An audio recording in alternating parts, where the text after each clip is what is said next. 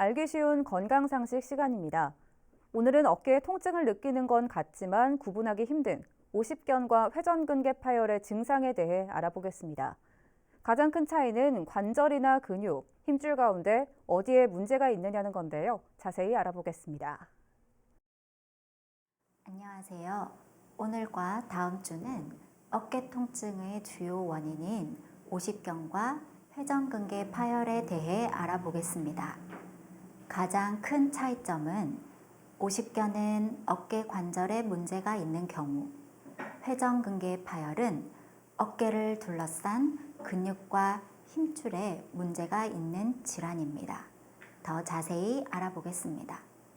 먼저 오십견에 대해 알아보겠습니다.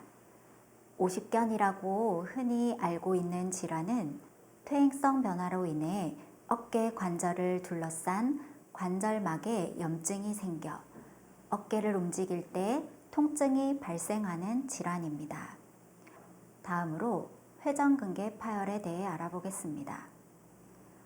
회전근개란 어깨 관절을 감싸는 4개의 근육, 즉 극상근, 극하근, 견갑하근, 소원근을 말합니다. 회전근개 파열은 회전근개 중 하나 또는 그 이상이 파열되어 어깨와 팔에 통증이 발생하는 것을 말합니다. 오십견과 회전근개 파열 두 질환은 어깨가 아프다는 증상이 아니라 여러 가지 차이점이 있습니다. 오십견은 수동 운동에도 제한이 있고 특정 각도 이상 넘어가면 통증이 발생되어 관절 운동 범위가 제한됩니다. 하지만 회전근개 파열은 수동 운동은 가능하며 통증 없이 머리까지 팔을 올릴 수 있습니다.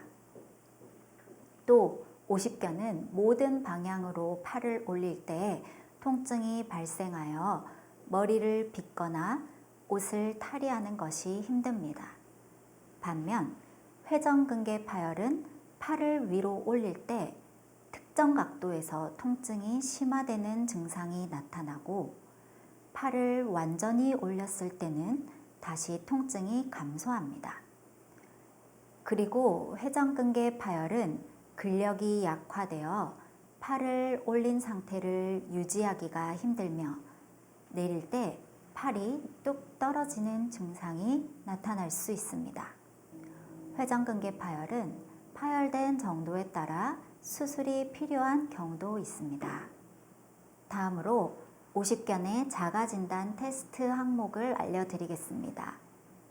첫 번째, 극심한 어깨 통증이 자주 나타나는 경우. 두 번째, 밤에 통증이 심하여 누웠을 때도 통증이 있는 경우. 세 번째, 어깨를 회전할 때 통증이 심한 경우. 네 번째, 모든 방향으로 어깨 관절 운동에 제한이 발생하는 경우. 다섯 번째, 어깨가 뻣뻣하게 굳고 경직되는 경우 오십견이라고 의심해 볼 수 있습니다. 오십견이 진행되는 3단계를 알아보겠습니다. 각 단계별로 평균적으로 약 6개월가량 진행됩니다. 첫 번째 통증기는 굳어가는 시기로 통증과 경직이 매우 심합니다. 두 번째 유착기는 관절이 굳어지는 시기로 통증은 서서히 감소되지만 경직이 더욱 심해지는 시기입니다. 세 번째 해동기는 풀리는 시기로 통증이 현저히 감소하고 경직도 서서히 풀려 어깨 운동의 범위가 증가되는 시기입니다.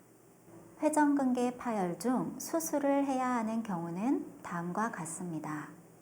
6개월 이상 운동치료 후에도 증상 호전이 없는 경우, 6개월 이상 보존적 치료에도 전혀 호전이 없는 경우, 회전근개에 파열된 정도가 50% 이상인 경우, 수술이 필요합니다.